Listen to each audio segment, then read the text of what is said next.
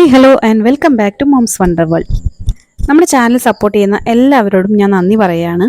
അതോടൊപ്പം നിങ്ങൾക്ക് ഈ വീഡിയോ ഇഷ്ടമാവുകയാണെങ്കിൽ ഒരാൾക്കെങ്കിലും ഷെയർ ചെയ്ത് കൊടുക്കാനും മറക്കല്ലേ. രാവിലെ തന്നെ അമ്മുമ്മയും 5 കൊച്ചുമക്കളും കൂടെ നമ്മുടെ പറമ്പിലുള്ള ഒരു പറങ്കാവിനെ ലക്ഷ്യം വെച്ചാണ് കേട്ടോ പൊയ്ക്കൊണ്ടിരിക്കുന്നത്. അവിടെ നല്ല പറങ്കാപ്പഴം വിളഞ്ഞു കിടക്കുന്ന ഒരു സമയമാണ്. അപ്പോൾ അതുകൊണ്ട് അത് പറിച്ചെടുക്കാനായിട്ടാണ് എല്ലാവരും കൂടി പോകുന്നത്.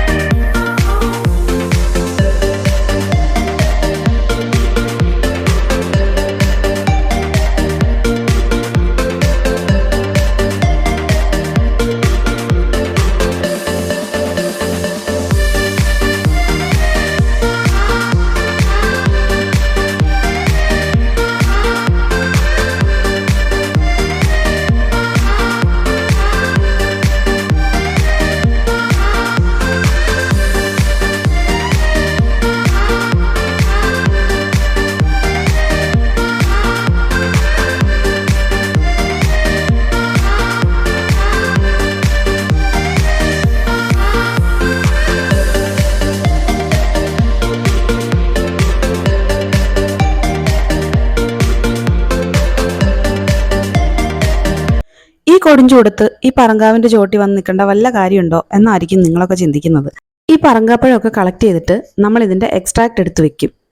ഇത് കുട്ടികൾക്കായാലും മുതിർന്നവർക്കായാലും വരുന്ന പലതരത്തിലുള്ള വയറുവേദന ഉണ്ടല്ലോ, അതിന് പെട്ടെന്ന് തന്നെ ഒരു ശമനം കിട്ടാനായിട്ട് നമുക്ക് ഈ ഒരു ജ്യൂസ് ഉപയോഗിക്കാൻ പറ്റും.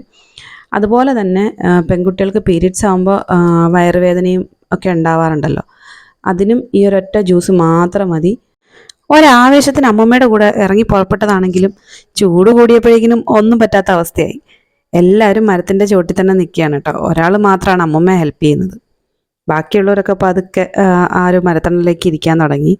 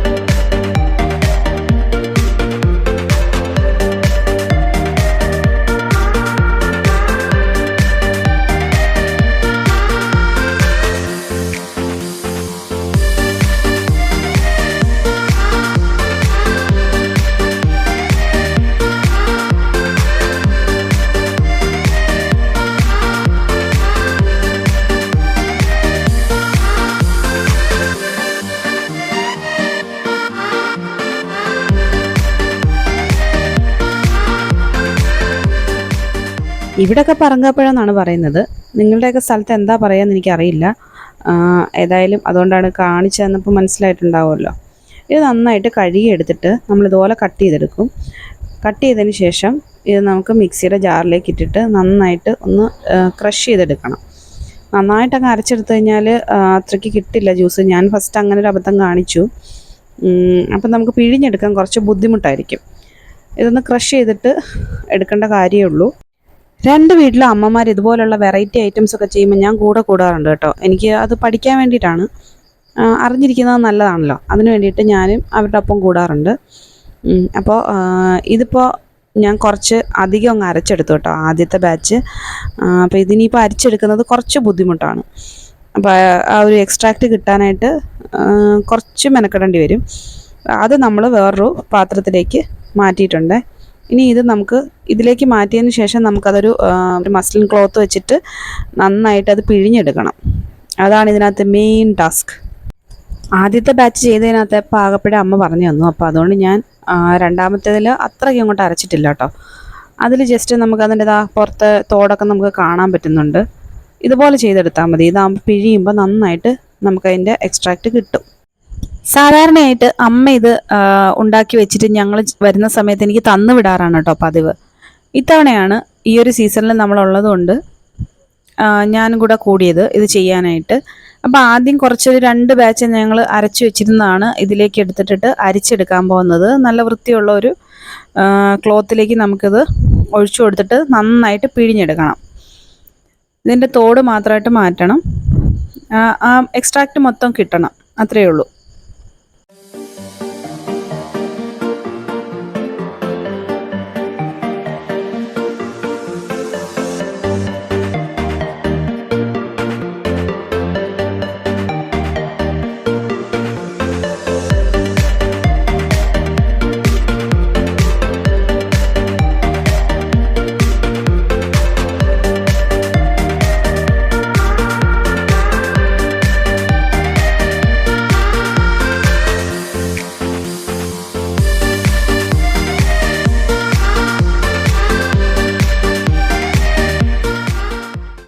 നാടൻ ഭാഷ പറഞ്ഞു കഴിഞ്ഞാൽ നല്ല ഇഞ്ച പരുവായിട്ട് നമ്മളിത് പിഴിഞ്ഞെടുത്തിട്ടുണ്ട് കേട്ടോ.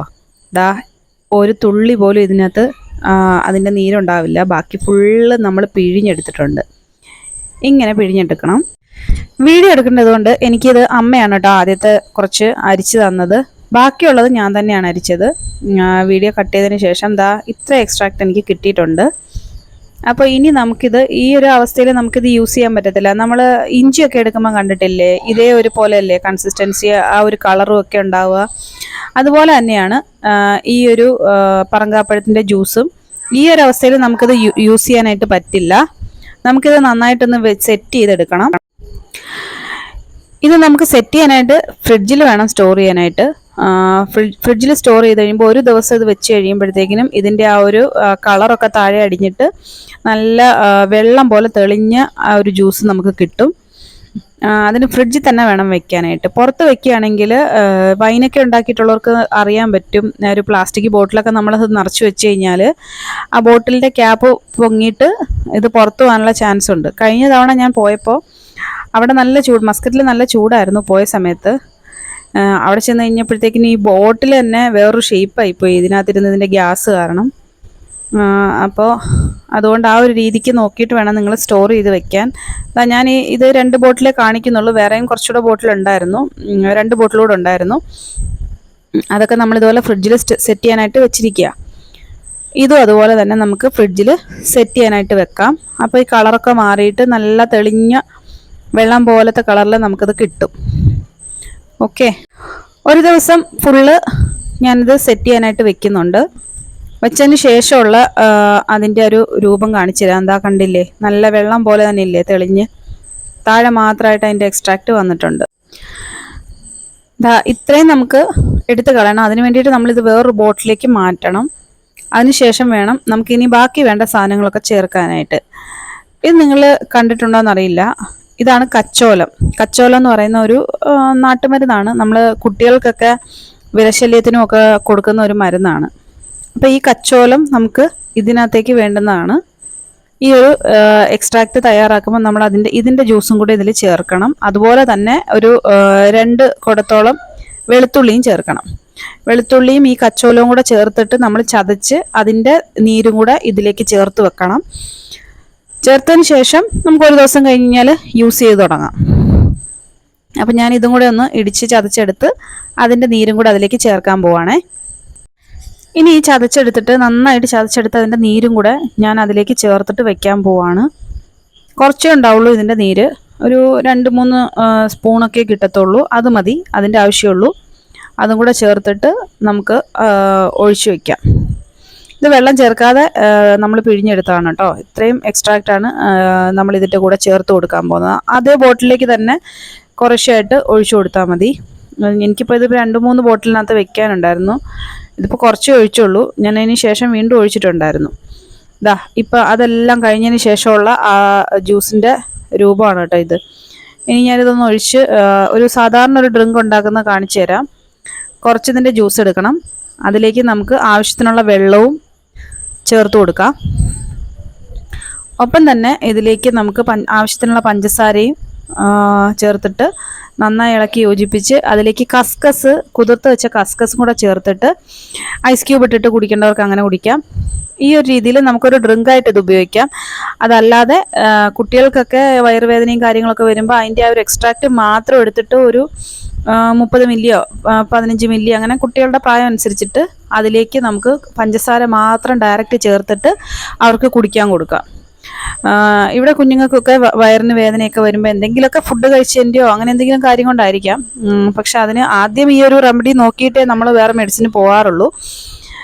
അത്യാവശ്യം ഇതിൽ തന്നെ കുട്ടികളുടെ പ്രശ്നം സോൾവ് ആവാറുണ്ട്. അപ്പോൾ ഇത് വീട്ടിൽ തന്നെ ഉണ്ടാക്കുന്നതായതുകൊണ്ട് നമുക്ക് വിശ്വസിച്ച് കൊടുക്കുകയും ചെയ്യാമല്ലോ. അപ്പോൾ പറങ്കാപ്പഴമുള്ളവരെല്ലാം ഇതൊന്ന് ട്രൈ ചെയ്യണം. അതുപോലെ ചാനൽ സബ്സ്ക്രൈബ് ചെയ്യാനും മറക്കല്ലേ. Bye bye.